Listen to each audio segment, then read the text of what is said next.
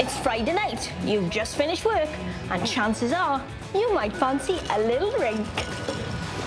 But it seems like more and more of us are ditching the booze for low and no alcohol versions of drinks like gin and beer.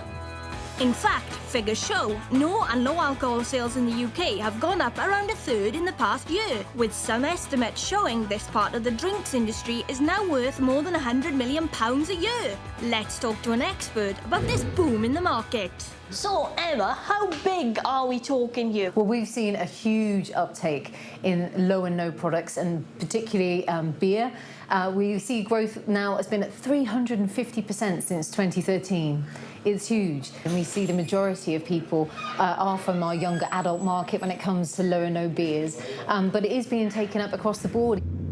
Getting more people in the door is just what the pub industry needs too, because times have been tough. Loads have been forced to close around Wales in recent years, not least because of the pandemic.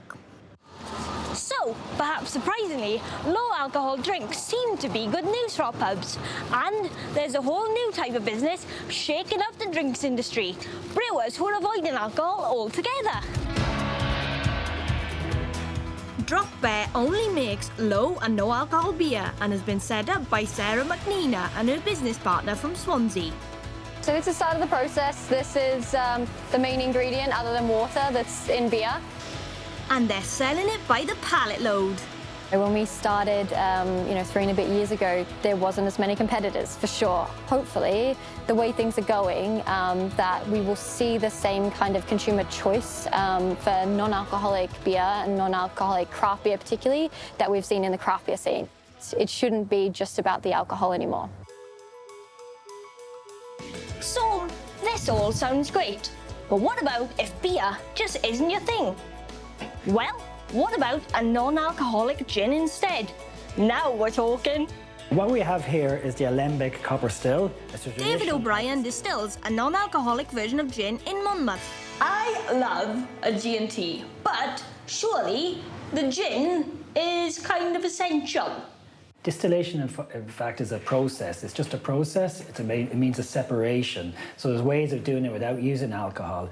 Well, I can't come all this way and not have a taste, can I? Oh my gosh! Wow! That's dangerous. You could have loads of that. Although it's not alcohol-free. It's not just a trend at the moment, it's very much going to be part of our lives going forward.